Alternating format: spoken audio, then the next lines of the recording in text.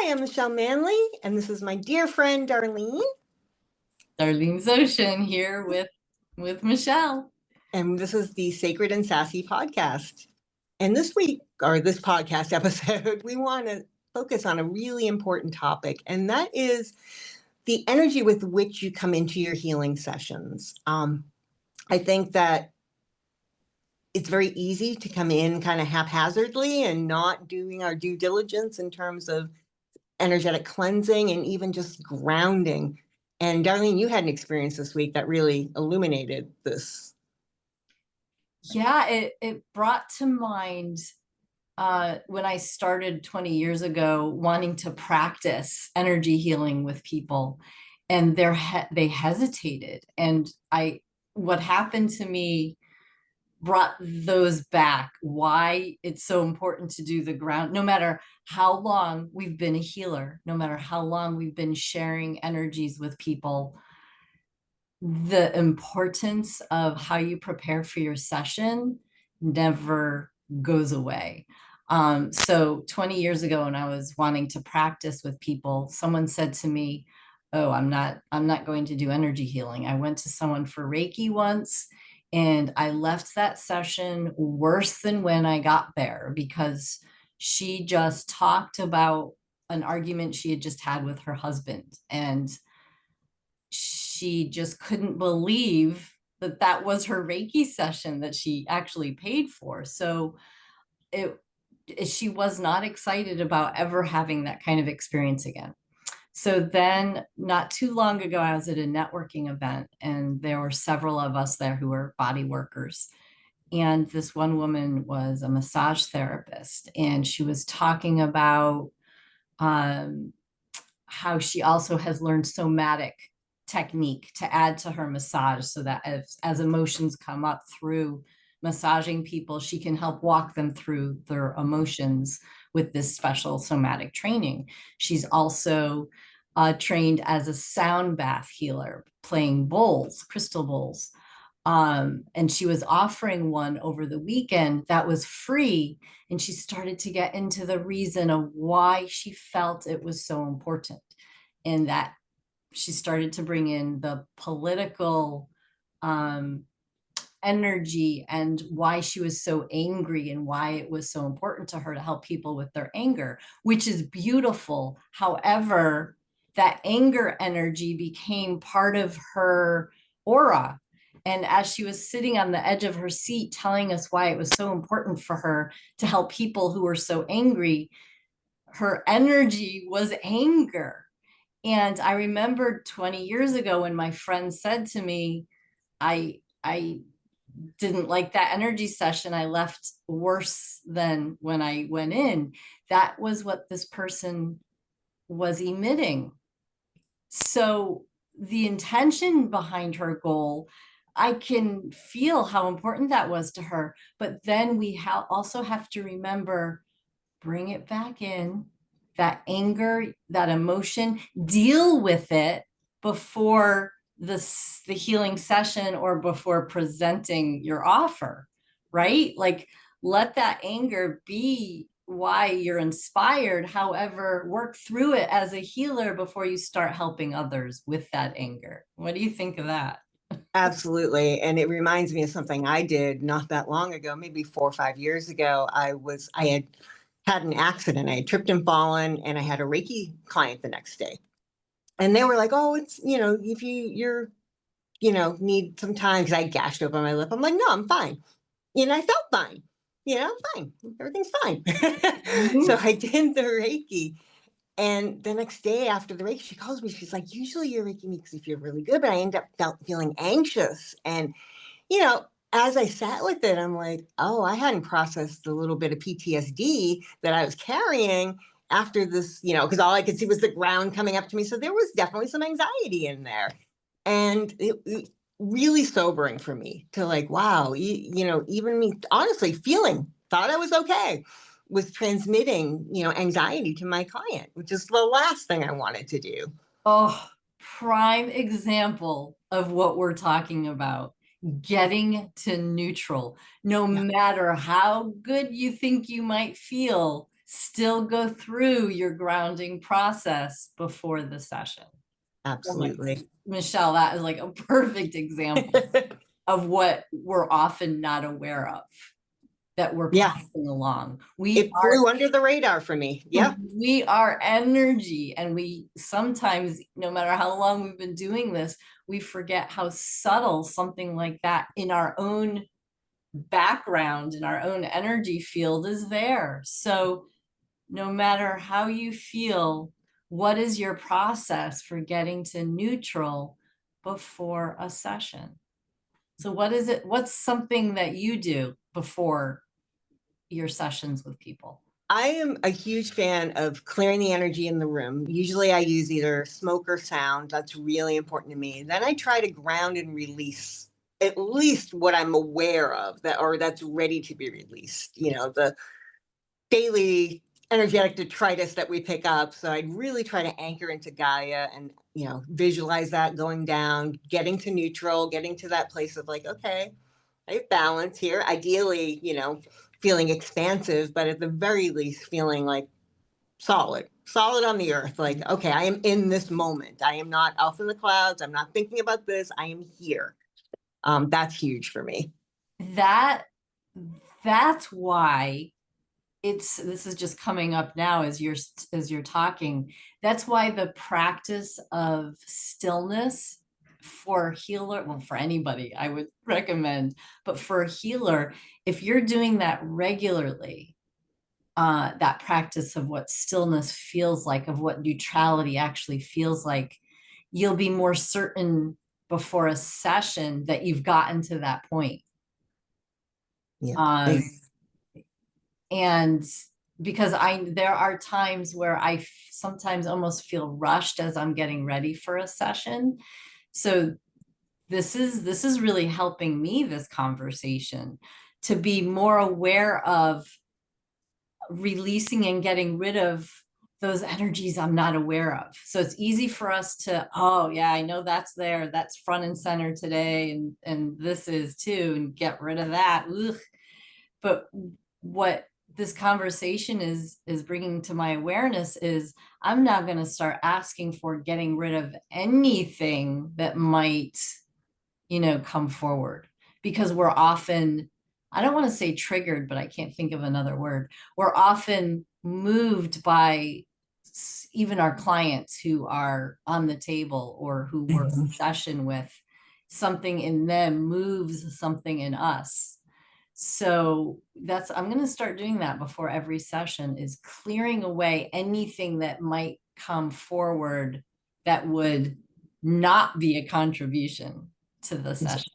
Yeah, I usually say something along the lines of, or I consciously think of something along the lines of, I release everything that's rising to the surface and is ready to be released. Because I figure if it's coming up and it's going to transfer, it can be released. It's right there. It can go.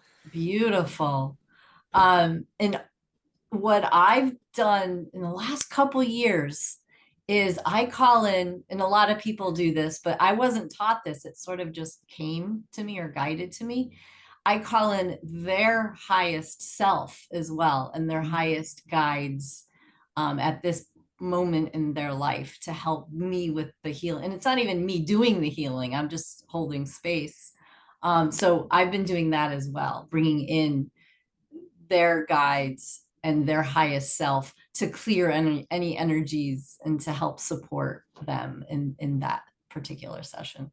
I always, when I call them I usually say angels, guides, and ancestors, figuring that covers the gamut.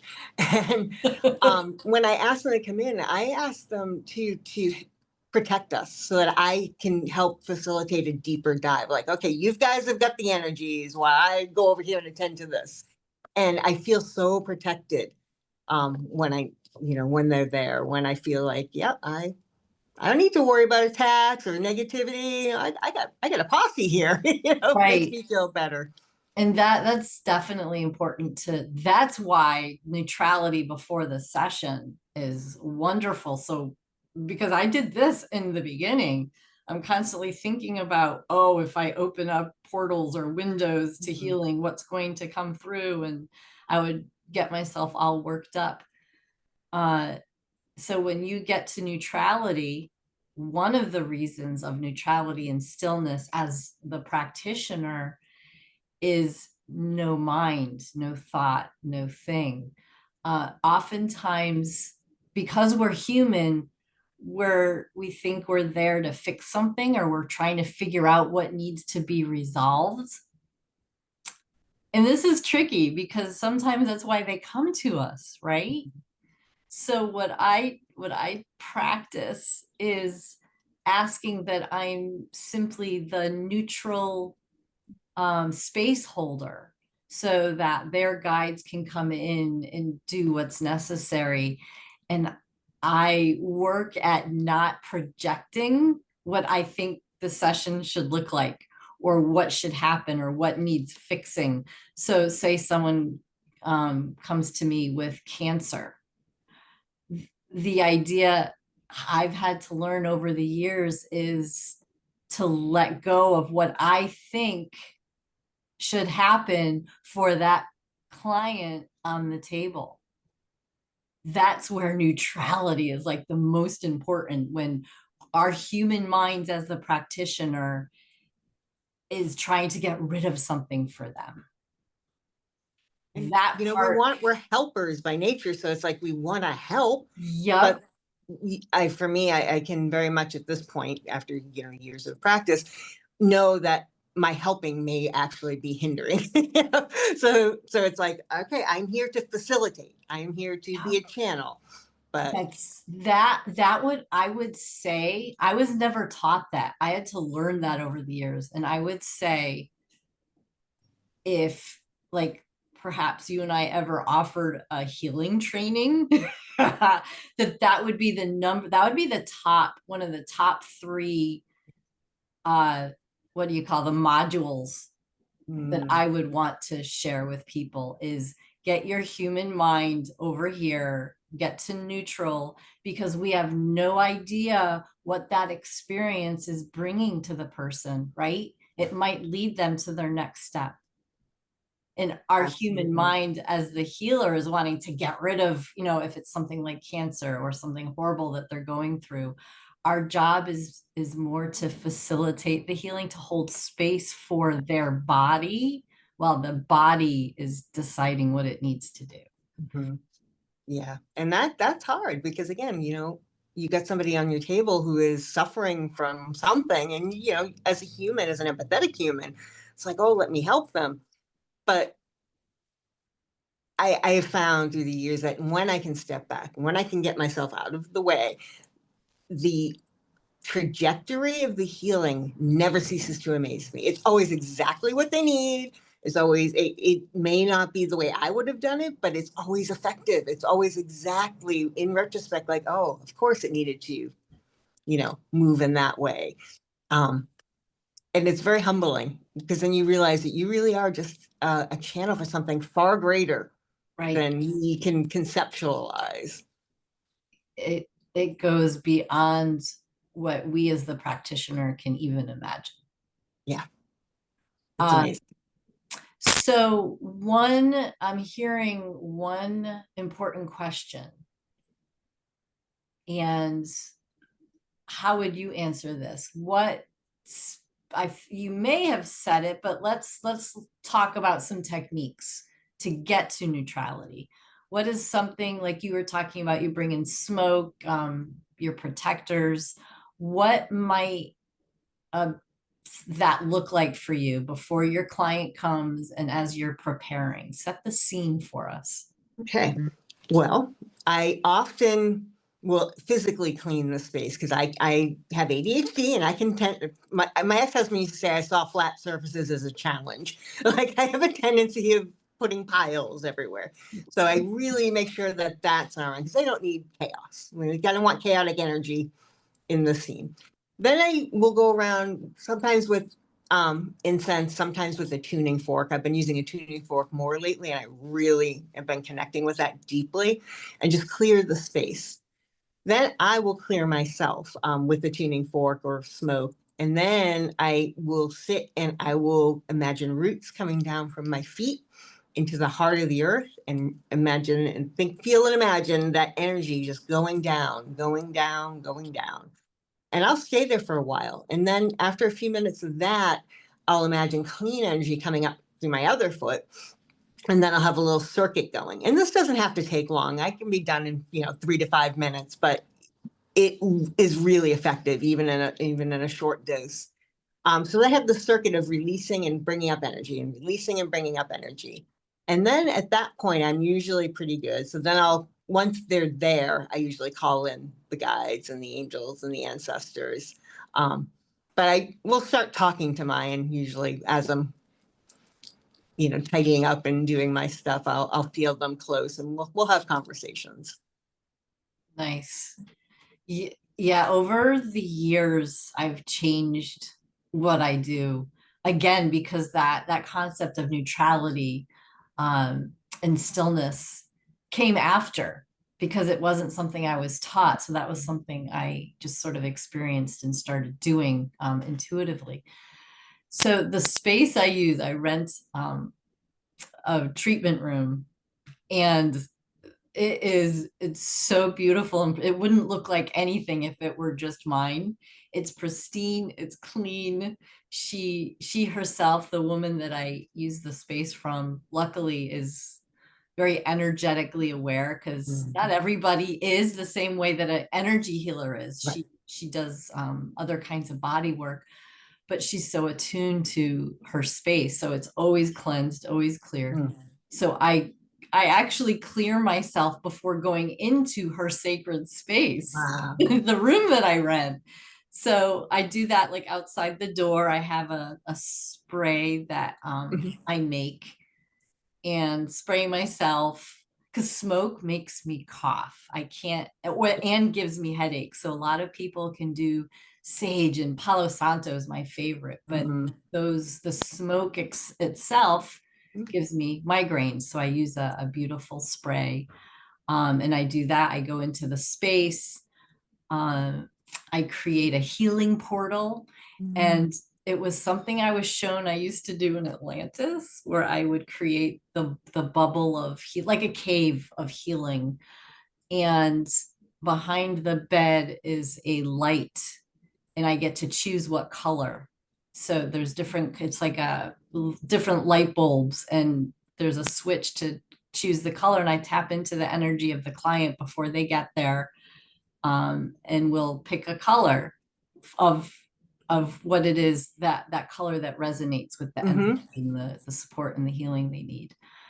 And then I drop into, like what you were talking about, the grounding with Mother Gaia, the building and the space itself.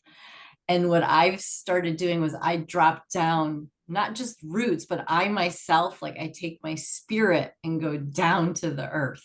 And I sit there in like the womb of Mother Gaia, and I hold myself, and I sit with the middle of Gaia, the trees, the molten rock, the crystalline energies, the waters, and I sit there in like in a yoga pose, in a meditation pose, and just I let that soak me up, and then I go back up into my body.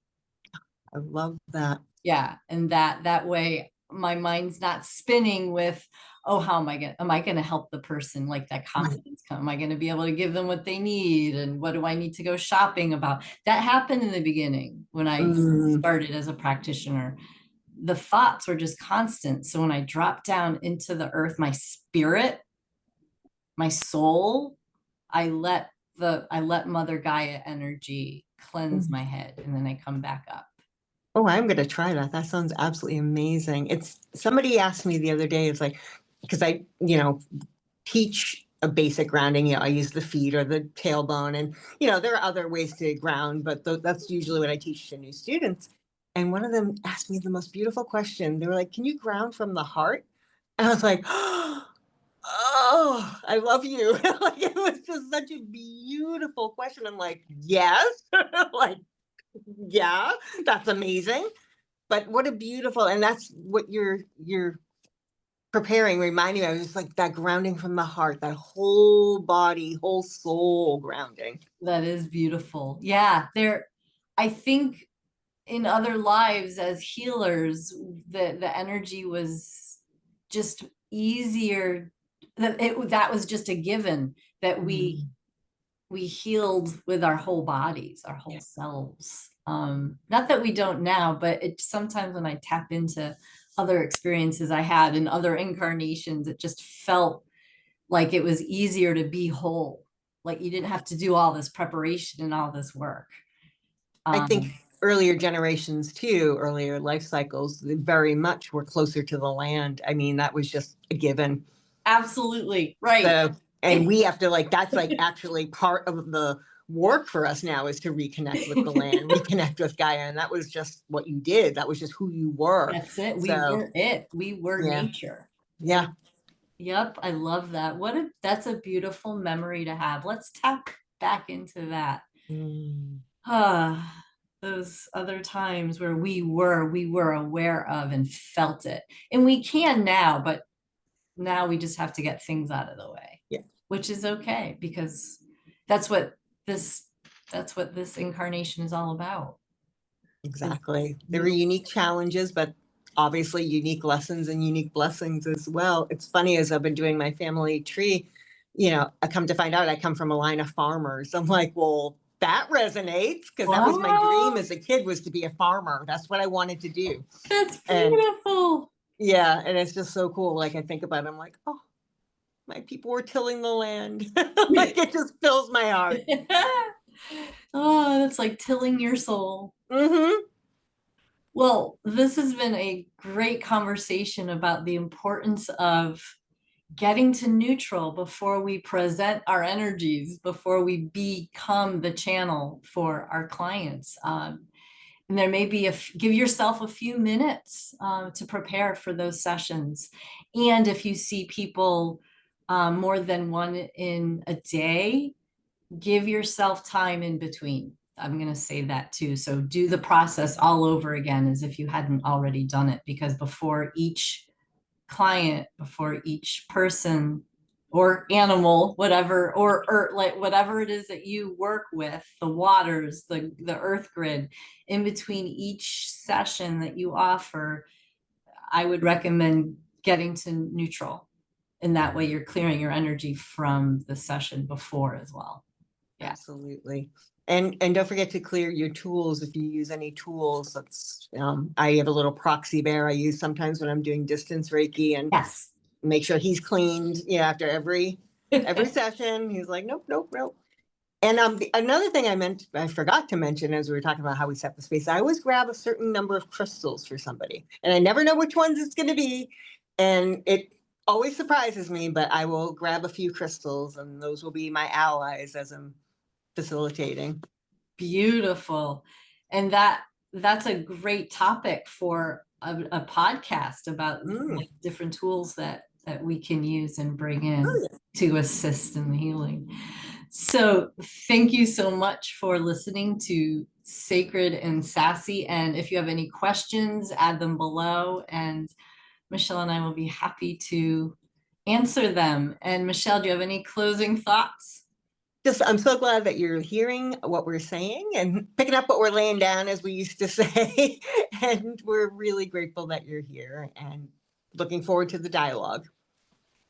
Thank you for being here for Sacred and Sassy, and we look forward to our next video.